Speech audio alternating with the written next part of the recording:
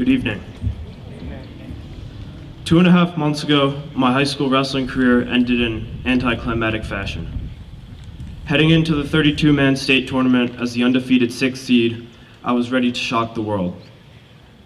I knew that I had worked too hard and put myself through too much to not stand on the podium as the first St. Andrean since 1991. From the week states ended the year before, I spent multiple hours honing my craft every day.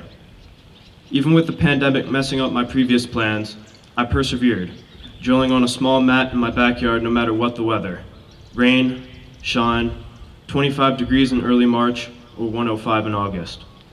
To me, the work I had put in that day and day out for an entire year straight made my success on the day of the state tournament inevitable. Throughout the winter, I found myself spending 3 hours a day inside a small wrestling room at Appoquinimink High School, practicing with them and then staying and practicing with Coach Davis until the room needed to be locked for the night. Even during the season, adversity was not a thing of the past. COVID shut down the room multiple times, leaving me back to training by myself or with Coach Davis on some mats rolled out in the field house. Despite the obstacles, I was thankful to have two of the greatest coaches and men you will ever meet in Mr. Davis and Coach Matt Boyles there beside me throughout the entire season. As the March 1st date of the state tournament approached, Mr. Davis's classic saying before big events, "Get your mind right," continued to ring through my head. My mind was right. I was locked in and ready to go. 7 days out, I found my seeding and my path to a state title. I could not have planned out a better path myself. I received multiple calls, texts, and emails from the guys on the team who were supporting my season from across the country. Everything seemed perfect, but it turned out that life had other plans for me. 5 days before states, we were wrestling live and I felt a pop in my elbow. Turns out it was a strained ligament. No big deal. Luckily, I have a professional injury healer for a dad. The next day, however, 4 days out from the biggest sports event in my life, I felt a pop while going live, but this time it was in my ankle. Turns out that exactly when I needed to remain injury-free for just a little longer, I wound up with a broken ankle in only about 84 hours until I needed to have the greatest athletic performance of my life. 3 days of intense 5-hour-a-day rehab could only do so much for a fracture with so little time. Saturday morning came too quickly, and right as my confidence should have been at an all-time high, I was still getting used to being off crutches. Time waits for no man, however, and my only option was to fight through the pain. On essentially one leg, I ended up going 2 and 2 on the day, pained by the knowledge that a healthy me was capable of so much more. A healthy me was that wrestler that pinned and tech-followed his way through the entire season, but just when I needed to be that version of myself, I wasn't. I could end the story here as one of failure, but that is not what I am here to do. Before I could even finish wiping the tears out of my eyes, the outpouring of calls, texts, and emails from the St. Andrews community letting me know that they were proud of me and wished me the best in future endeavors was astounding. Without this community, I'm not sure what waking up the next morning would have felt like, and frankly, I do not want to know. While I obviously struggled with immense mental and physical pain, the words of my classmates and faculty members which told me that I could achieve anything I set my mind to allowed me to realize that I had only started my journey of perseverance.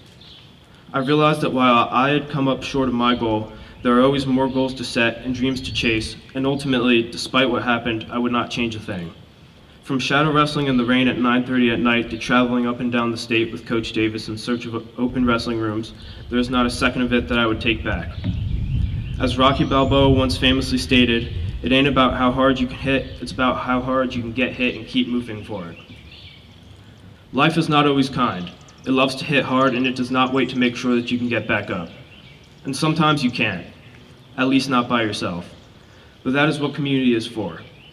And I don't know about you, but I think you'll be hard-pressed to find a community that can and will pick you up like the St. Andrews community. So with that being said, I have a few pieces of advice for underperformers who are looking to make the most out of their St. Andrews experience. Number 1, always set goals. Goals are what keep us, as human beings, constantly striving for something greater. These goals do not have to be athletic either. They can be academic, artistic, social, or anything based on your passions. We as students are fortunate enough to be a part of a community that encourages us to chase and achieve our dreams, whatever they may be. Number 2, surround yourself with people who want to see you succeed. Typically in life, this is the step that most people have trouble doing.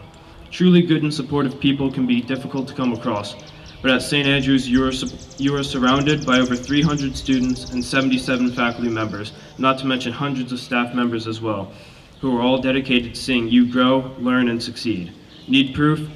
The 5-to-1 student-to-teacher ratio, as well as the millions of dollars of financial aid granted, are all proof of just how much every member of this community wants to see you achieve your goals. My third piece of advice is the one that I know will give me the best memories 50 years from now. As cliche as it sounds, it is the journey that counts. That night after the tournament, when I got home, I sent Coach Davis a text letting him know that I was thankful for everything that he and his family had done for me over the past few years. I told him that I was sorry that I could not be the wrestler to stand on the state podium for him, but that I was highly thankful for the journey. His response read, "Buddy, it's been an awesome journey. Our relationship won't end at the end of the season. Coach Matt and I are so proud of you, and I wish I had some magic words that could fix your temporary pain, but I don't. But know this, I'll be there when you need me. Rest, spend time with family, and thank God for all the wonderful things in your life. Coach, thank you for pushing me every day, even when you could have been spending time with friends and family. Thank you for making me not just the wrestler, but the man I am today. So underformers, you still have time to chase your dreams, but remember that time flies, and soon all you will have are memories. So never forget to set goals, surround yourself with people to help you achieve those goals, enjoy the journey, and be thankful that you go to a school that loves you and cares about you so much. And don't forget to Griffin up. Thank you.